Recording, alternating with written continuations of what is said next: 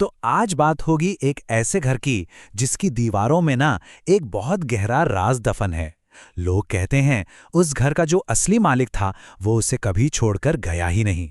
इस कहानी का नाम है राजा का घर। लेकिन कहानी शुरू करने से पहले एक सवाल है। क्या कभी ऐसा महसूस हुआ है कि किसी खाली कमरे में कदम रखते ही लगा हो कि वहां कोई और भी है, कि दीवारें आपको घूर रही हैं? इस कहानी में घर सिर्फ देखता नहीं है, वो बोलता भी है। तो कहानी का पहला हिस्सा है एक अजीब सी बेचैनी।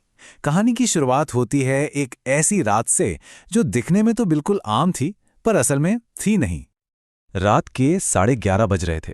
बाहर तो एकदम सन्नाटा था, लेकिन राजवीर के घर के अंदर हवा में एक अजीब सी ठंडक थी, एक भारीपन था।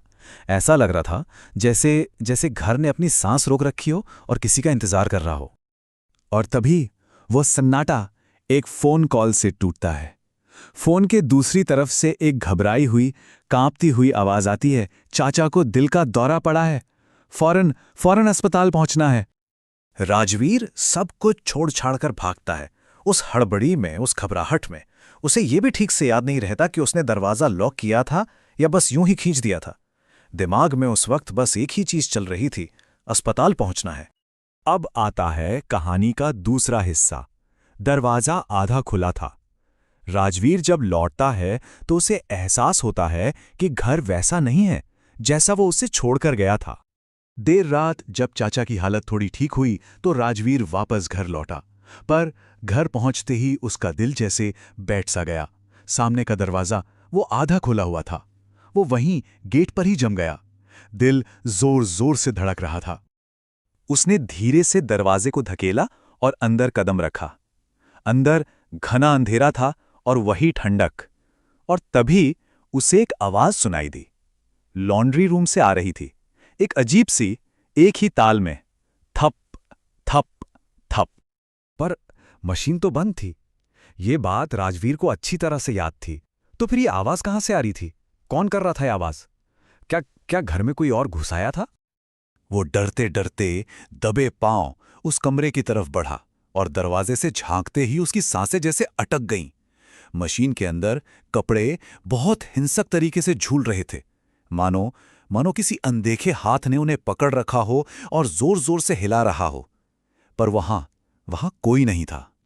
तीसरा हिस्सा। राजा वापस आ गया। अब जो डर था वो सिर्फ एक एहसास नहीं, बल्कि एक खौफनाक हकीकत बनने वाला था। राजवीर एक झटके से पीछे हटा। वो चिल्लाया, कौन है? और जैसे ही वो बोला, आवाज बंद हो गई। कमरे में एकदम मौत जैसा सन्नाटा छा गया। और तभी उसकी नजर पास की मेज पर पड़े एक मुड़े हुए कागज पर पड़ी। उसके हाथ कांप रहे थे, फिर भी उसने वो कागज उठाया, उसे खोला और उस पर सिर्फ 2 शब्द लिखे थे, राजा आ गया। ये पढ़ते ही राजवीर के पैरों तले से जमीन खिसक गई। राजा, ये उसके दादाजी का नाम था, वो इंसान जिसे गुजरे हुए 2 साल हो चुके थे। और ठीक उसी पल उसे अपने पीछे से एक बहुत ही सूखी, खुरदरी सी फुसफुसाहट सुनाई दी। राजवीर। उसकी हिम्मत नहीं हुई, पर वो धीरे से पलटा और देखा, कोने में एक साया खड़ा था। वही सफेद बाल, वही पुरानी धोती। वो उसके दादा थे। पर उनकी आंखें, वो आंखें इंसानों वाली नहीं थीं। वो बस 2 खाली, गहरे, काले गड्ढे थे।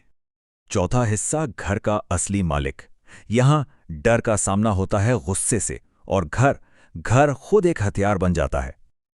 उस साये के मुंह से एक खुरदरी पत्थरों के रगड़ने जैसी आवाज निकली, जो मेरा था तूने बेच दिया। राजवीर का चेहरा एकदम सफेद पड़ गया।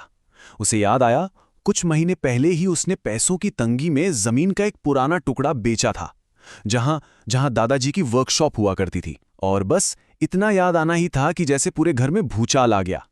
बत्तियां पागल की तरह जलने बुझने लगीं और बाहर निकलने का दरवाजा एक जोरदार धमाके के साथ बंद हो गया। और इसके बाद जो शुरू हुआ वो किसी बुरे सपने से भी बदतर था। टीवी अपने आप चालू हो गया और स्क्रीन पर दादा का एक बिगड़ा हुआ, डरावना चेहरा चमकने लगा।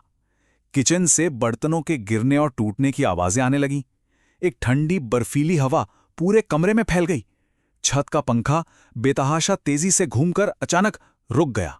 घर की हर चीज जैसे उसकी दुश्मन बन गई थी। राजवीर जमीन पर दुबका हुआ था। कानों में बस एक ही बात गूंज रही थी, राजा वापस आ गया। और फिर जितनी तेजी से ये सब शुरू हुआ था, उतनी ही तेजी से सब कुछ थम गया। एकदम सन्नाटा, ठीक वैसा ही जैसा सब शुरू होने से पहले था। और अब कहानी का 5वां और आखिरी हिस्सा, राजा का घर। कहानी का जो अंत है वो अपने पीछे एक चेतावनी छोड़ जाता है। राजवीर ने अपनी सारी हिम्मत बटोरी और दरवाजे की तरफ भागा। इस बार दरवाजा आराम से खुल गया। वो बस भागता रहा बिना रुके, जब तक वो गली के आखिर तक नहीं पहुंच गया। वहां रुककर हाफते हुए उसने आखिरी बार पलटकर उस घर की तरफ देखा। और जो नज़ारा उसने देखा, उससे उसकी रूह एक बार फिर कांप उठी। घर के दरवाजे पर उसके दादा का वही साया खड़ा था, बिना पलकें झपकाए, बस खामोशी से उसे घूर रहा था, जैसे जैसे कह रहा हो, ये मेरा घर है। उस रात के बाद राजवीर कभी भी उस घर में लौटकर नहीं गया। कहते हैं वो घर आज भी खाली है, लेकिन अकेला नहीं है। आज भी जब रात के 11:30 बजते हैं तो खिड़कियों के पर्दे हल्के से हिलते हैं, जैसे कोई अंदर से आज भी अपने घर पर अपना हक जता रहा हो, क्योंकि राजा का घर राजा का ही रहेगा।